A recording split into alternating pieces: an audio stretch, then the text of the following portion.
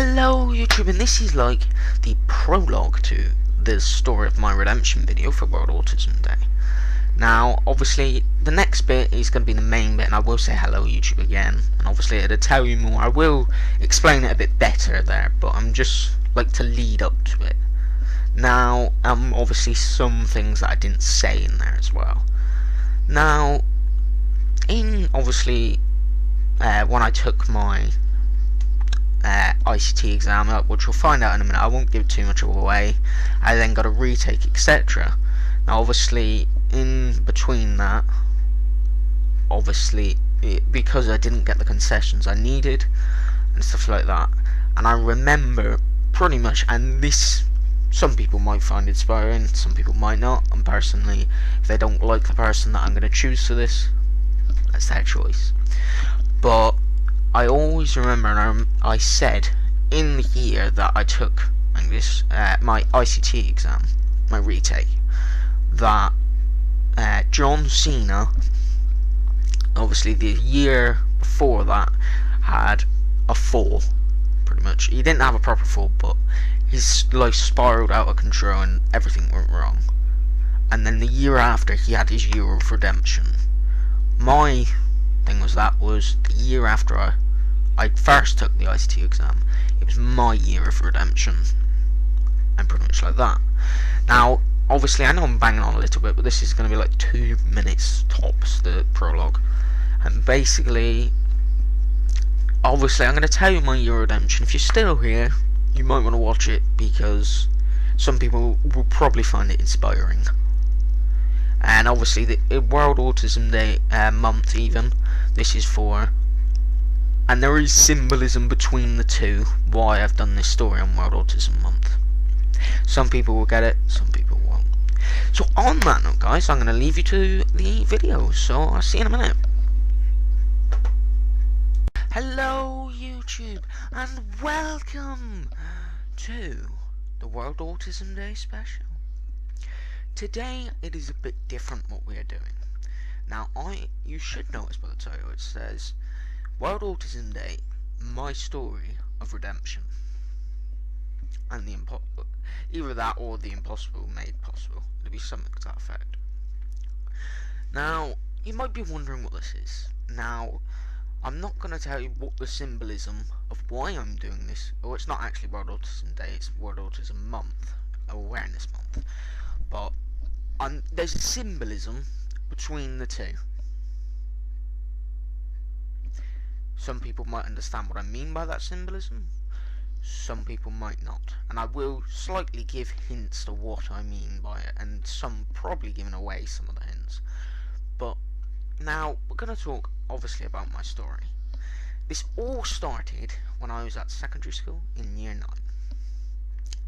Now my dreams since pretty much starting secondary school was I wanted to get an A star or C grade. A star pretty much in either my coursework or my exam in ICT, at least one of them, and get a C grade pretty much in the course. Now for year 9, of course, I picked ICT. Now I had been told I would get concessions. Now for people that don't know, concessions are like, so like that, say you don't have concessions and you can work in an exam to 100% of your potential. Now let's say the person that needs concessions, like I would, that didn't have the concessions, could only work at 50% of their potential. But with the concessions, they can run or do 100% of their potential. So if you see what I mean, it evens the playing field. Now I had been told I would get concessions, and it came to June the 6th that year, and I didn't get the concessions. Now as I know of, after that there was a different Senko in after that year, and I will obviously talk about that in a minute. Now I'd done the exam, it came to the results day. I got a C grade in the exam and an E grade in the coursework, pretty much giving me a E grade in the course. I was absolutely devastated, more annoyed really with that Senko at that time that didn't get the concessions. And there was one teacher that was obviously under the Senko that I got on really well with, and she tried to obviously get me the concessions. And obviously I had a laptop. She did get that, one of the persons, not the Senko, but one of the people did. But of course, knowing my luck, and I tell the story of the exam, the laptop shut down halfway through the exam, and I lost my work. Of course, that happened, and let's just say I was meant to be the first in, and pretty much one of the first out, and I was the first in and the last out in the end. I think it was something like, it was meant to be an hour and 30 minutes, and it ended up being another hour on top of that. In the end, I was in that exam hall. Now, for people that want to know what I meant by concessions that I was entitled to, which I will talk about more in a minute, of how I knew this, I was entitled to a reader, which is where they read, a scribe, which is a writer who pretty much writes for you, and 25% extra time. Now that obviously would help me with the exam pretty much, and obviously even the playing field between me and someone that doesn't need concessions. Now, I was literally devastated with those exam results.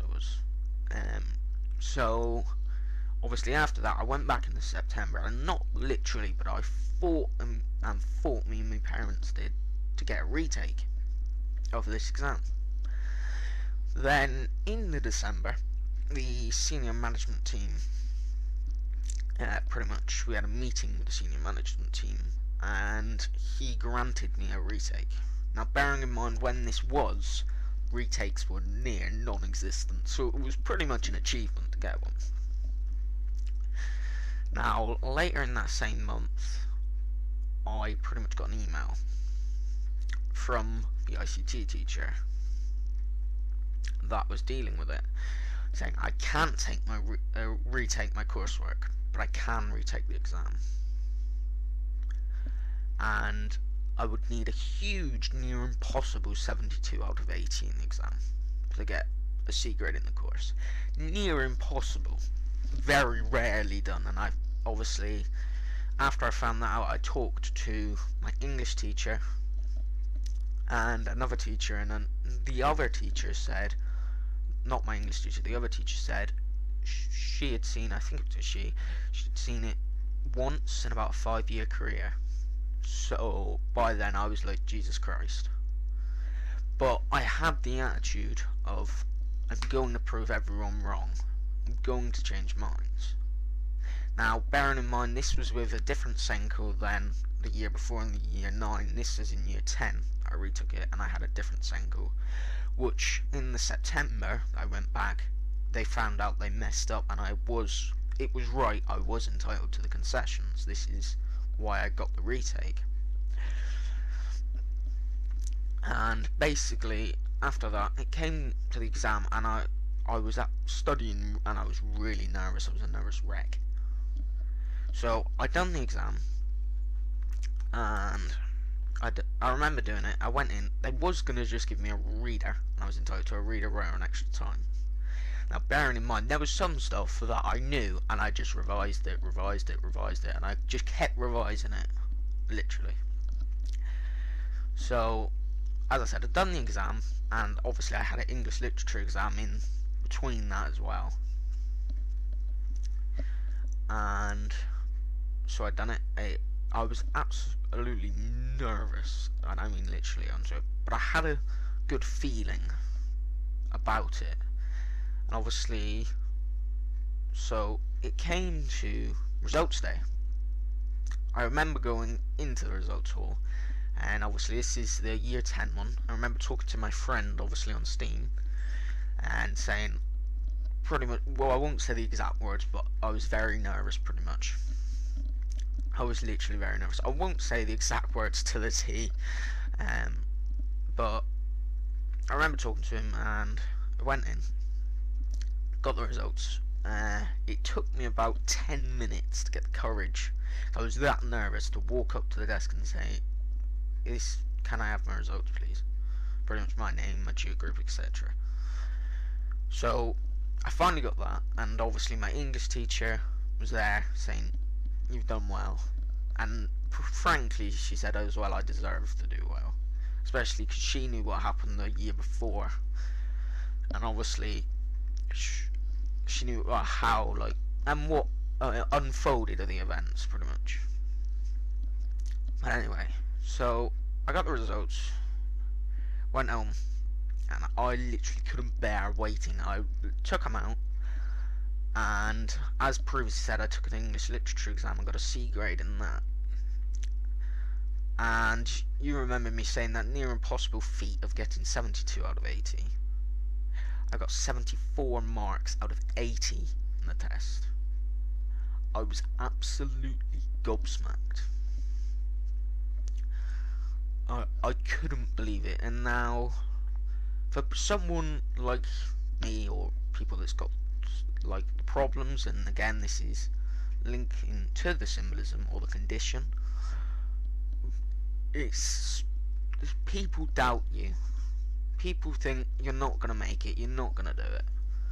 And as said before, I wanted to prove these people wrong, that I couldn't do it. I wanted to prove them wrong and say, look, you think I can't do it, there, I've done it. And obviously that happened.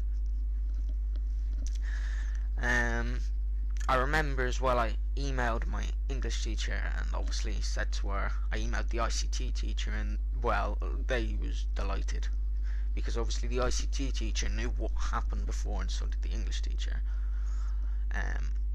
And really, that is my story of how I redeemed myself, my year of redemption. Because as I said, after I got the retake, and I know I'm going to look back a bit, but once I actually got the retake, it was my chance to rewrite history, rewrite my wrong in my life. And as the saying goes, and there's two messages to this. One message is, the secret of redemption lies in remembrance. As it does.